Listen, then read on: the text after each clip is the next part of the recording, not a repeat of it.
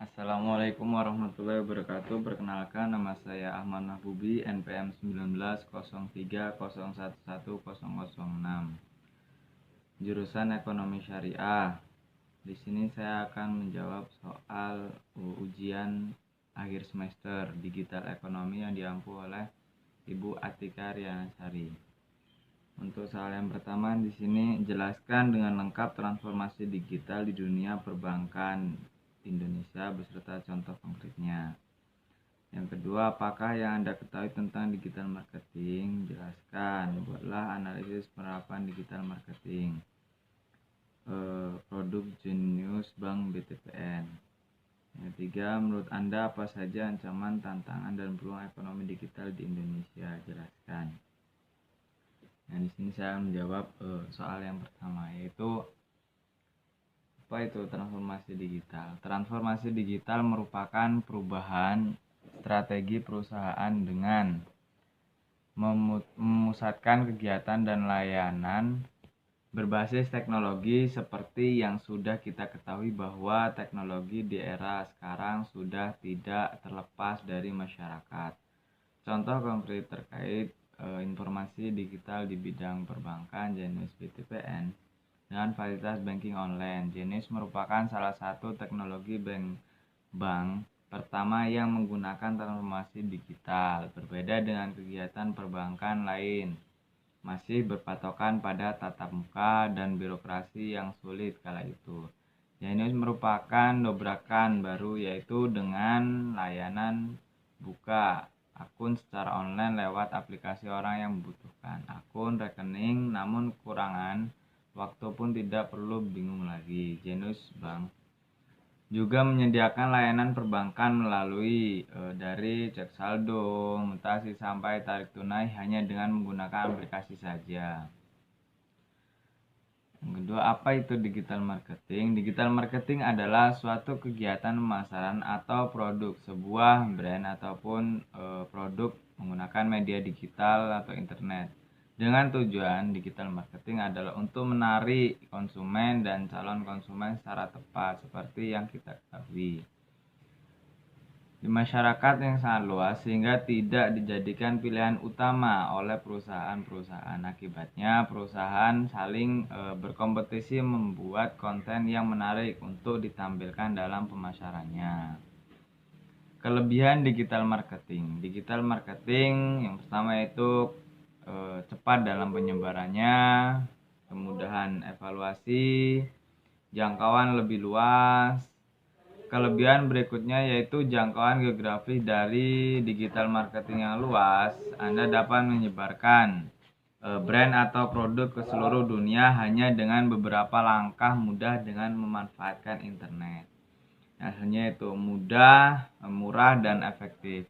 Dibandingkan dengan pemasaran tradisional, tentu saja digital marketing jauh lebih murah dan efektif.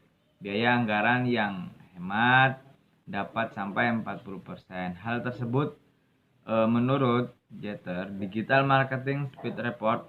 Selain itu, survei juga menunjukkan bahwa 28% pengusaha kecil akan berpindah ke digital karena terbukti lebih efektif. Dan selanjutnya itu membangun nama brand.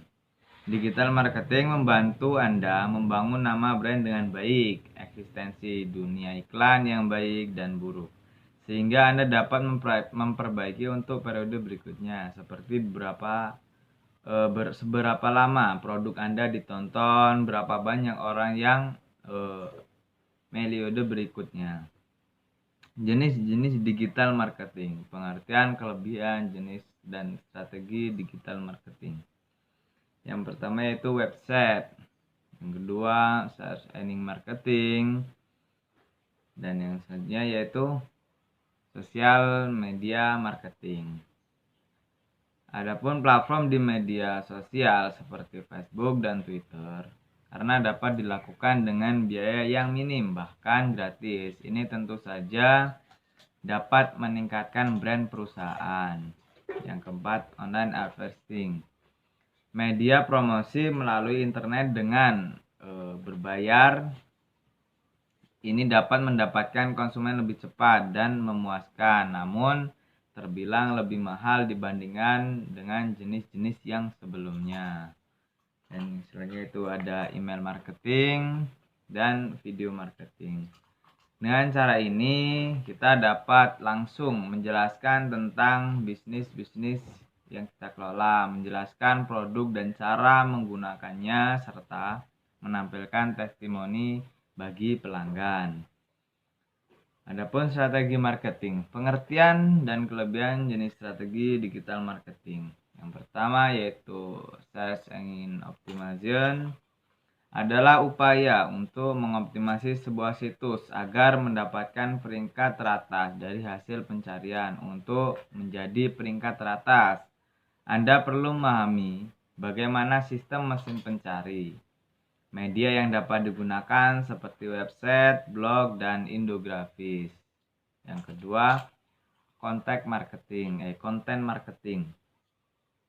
Merencanakan, membuat, serta membagikan konten tentang perusahaan. Hal tersebut untuk menarik pembaca, mengetahui bisnis, dan motivasi mereka untuk menjadi pembeli.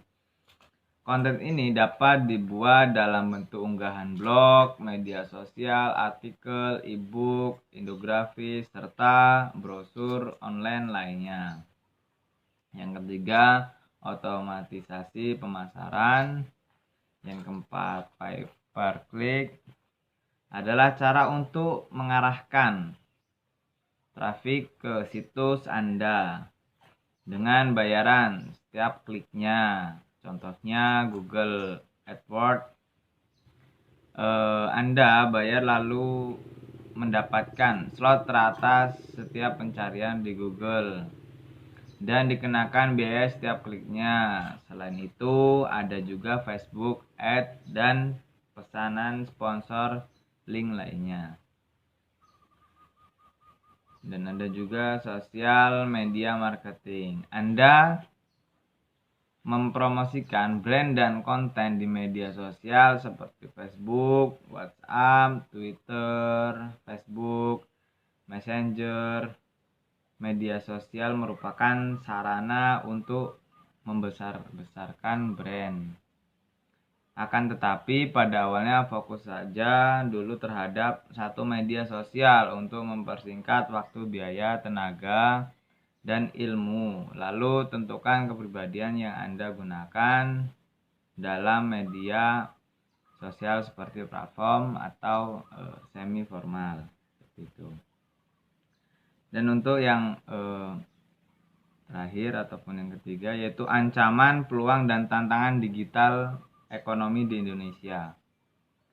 Revolusi digital sedang terjadi di Indonesia. Diperkirakan pada tahun yang akan datang akan menjadi peluang emas digital marketing. Ekonomi yang dimiliki Indonesia seperti bonus, demografi, penduduk usia produktif, pengguna sosial media, pelaku UMKM, pengeluaran konsumen, dan pendapatan masyarakat kelas menengah, sehingga peluang ekonomi digital semakin besar.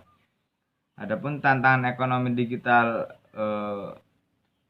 di Indonesia, itu Indonesia belum memiliki kebijakan dan strategi nasional terkait pengembangan ekonomi digital yang komprehensif dan terintegrasi. Adapun ancaman yang selanjutnya, transformasi belum struktural yang masih lambat, pertumbuhan nilai industri rendah, ekspor rendah, dan dominasi komoditas kualitas investasi yang cukup rendah. Keamanan data dan kepastian data (iktp) digunakan dengan terintegrasi dengan Acquisition investor orang asing ataupun dari Cina dan lain sebagainya.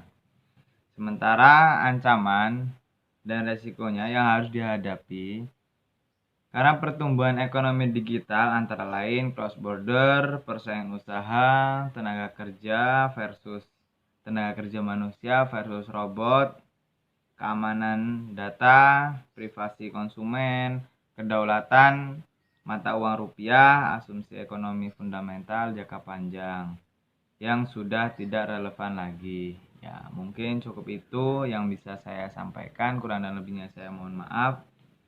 Saya akhiri, wassalamualaikum warahmatullahi wabarakatuh.